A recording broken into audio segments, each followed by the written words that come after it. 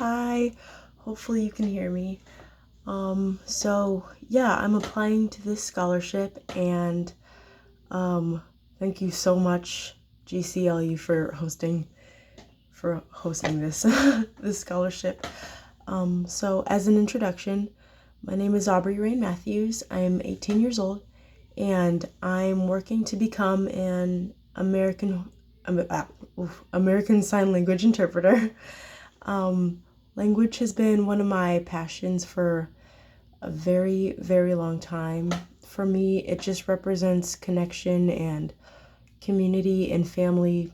It's just a really enriching thing to be a part of, learning a language and practicing a language and just feeling that excitement when other people that speak the language notice that you're trying, and it's just a really welcoming opportunity to just try to learn other people's culture, and it's really important to me. And I really prioritize connection and community in my life because I believe that life is really all about connections. We can earn a job and like get into the school that we really want, but at the end of the day, it's all about how we treat people and who we have in our life, who we keep in our lives. And I just think that unity is a really beautiful thing. And so I'm really interested in becoming a sign language interpreter because the deaf community is a really rich and vibrant and inviting one. And I've had the privilege to be able to sort of start to not assimilate, but to start to enter the community. As I've started to go, sorry, I'm nervous. As I've started to go to more deaf events like Deaf Coffee, where people from the deaf community that know how to sign will go to coffee shops like Starbucks and Panera Bread, and they'll host students learning sign language, and we'll kind of just communicate together and have a good time. So things like that just really made me realize just how inviting the community is and just how much I really want to be a part of it and advocate for it. So learning other languages just allowed me to be the common denominator between the languages, and I think that's a really powerful thing, to be able to connect people. And it's decided that I'm going to attend William Woods University. It's a liberal arts school in Missouri, and it's located right next to a school for the deaf. So there's another perk of that school is there's a lot of just in-person experience interacting with deaf people around my age, which is just so awesome. And at first I thought that this school was really only the best in the Midwest because, like our search engines on our computers, when we're searching for colleges and schools, they'll kind of just pick up schools that are around our area. So it's a little confusing when certain schools pop up. It's mostly just the more popular schools and then also the schools that are in our area. But then I did more research, and it actually happens to have the best sign language interpreting program really in the entire country, and it just happens to be in the Midwest. So, I mean, if that's not incentive for me to go, I mean, I don't know what is, but it's absolutely amazing. It allows me to start practicing sign language and working on my major right from the beginning in freshman year all until senior year, as opposed to other schools, most schools that will have you start your major coursework your last 2 years. So that really sets it apart from other schools. But that was my introduction. So the first question: why should I be selected to receive the money from the GLCU, I said GCLU at first, I'm so sorry. The GLCU Foundation for Financial Empowerment. So I am applying because there is financial need for me, because I wouldn't be able to afford this private university without this scholarship. My parents are trying to help me out with the tuition. The tuition is kind of expensive, $37,000, and I'll be paying a lot of it too, out of pocket. And so there is a lot of financial need for me. And the thing is, I really would just, I wouldn't want to sacrifice this amazing opportunity, this amazing program, just because I can't afford it. And I know there are scholarships out there like this one, so I really just want to jump at the opportunity and grab it, because I just know that this program would just help me so much. I mean, the amount of support and hands-on experiences that this college and this program offers just would really set me apart in the business world. I mean, really, really set me apart, because I believe that I would just have better receptivity to the language a lot faster than other candidates would. And I mean, I can't really stress enough how much this would set me apart, just because the School for the Deaf is seriously on campus, and I would just get that hands-on experience with that kind of just, experience. Sorry, I'm trying to be more eloquent here. So yeah, I mean, this would be a really great opportunity, and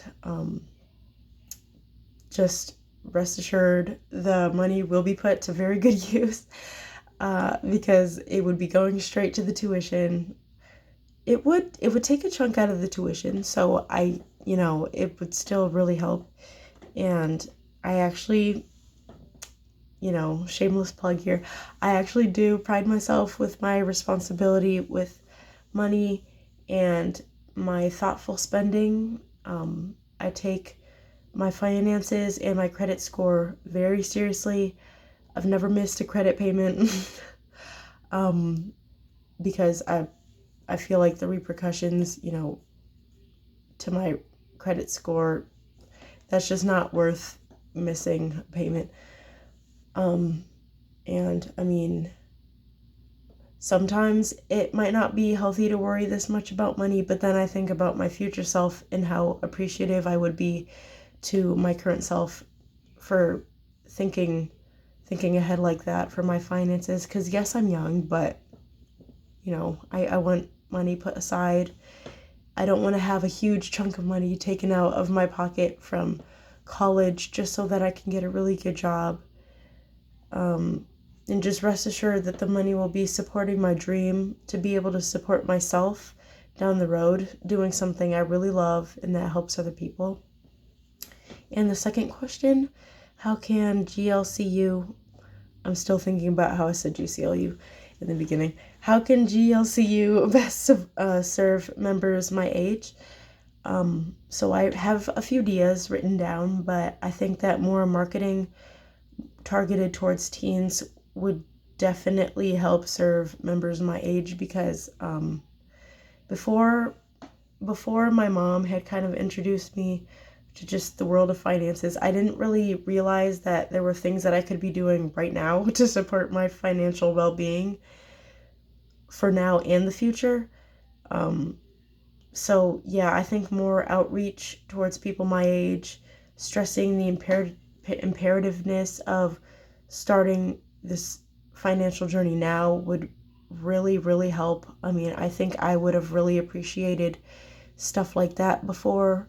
I know other finance groups and banks, they have these little finance simulations where you're kind of like, you're an adult and you're dealing with finances, and there are fake bills that you need to pay. and deadlines that you need to reach.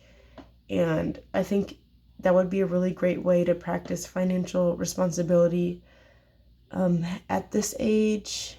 And I mean, yeah, just more marketing towards teens, because you don't really see that. I mean, I know there are things like, you know, I don't know how these work, but the phone banks, I sound so old, but the phone bank things that are like for teens, and the teen credit cards, and just things like that, more outreach that would get teens more invested and just more aware that these things exist. I kind of feel bad for people that maybe didn't realize things like this could be offered to them. So, I mean, I feel like that would just prevent a lot of regret down the road. And yeah. And then the final question, the one I chose: tell us about the impact of an influential person in your life and how they helped mold you into the person you are today. It was very hard, very, very hard for me to choose between my mom and my dad. But just for the prompt, I'm choosing my dad. Sorry, I hope he doesn't hear me. But so I'm choosing my dad because I definitely think he's molded me into the person I am today, just based on his character, and just being around him for 18 years has really shown me what a virtuous person is. He's exemplified kindness and humility and generosity, and in a lot of ways I see a lot of his personality traits in this field that I want to go into, because it takes a lot of generosity, humility, kindness, and patience, and just those kind traits to be able to try to understand people that really want to be understood.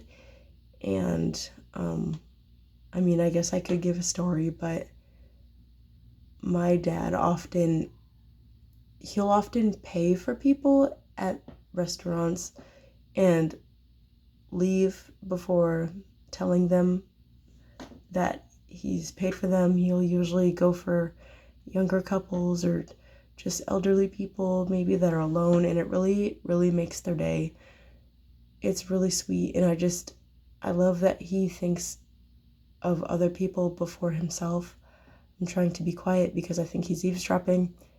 He's definitely eavesdropping. The TV just turned off. But he's molded me into the person I am today, because I mean, I can just see it in the friendships that I have, the personalities, and the people that I choose to have in my life. Very virtuous people, people that put others before themselves, that are kind, that think before they speak, that advocate for other people, which is a major thing in this field.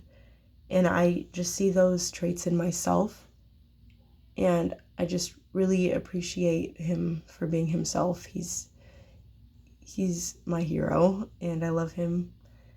And yeah. He also happens to be a not a politician, but he works in the legal law field, so he has to have a lot of empathy for people, and I feel like that's just kind of rubbed off on me, and I just see how he treats people, and I just can't stress it enough that I just don't see a lot of that in the world, especially not at my school. And sometimes it makes me wonder if there's just something fundamentally different within me. That, am I just confused? Are all people, I mean, I know no one's perfect, but it just makes me wonder, are most people just not like my dad? And it just makes me really want to strive to be a better person, and just what would my dad do, or just other people that I look up to. And it just really helps me order my steps in my life. So, yeah.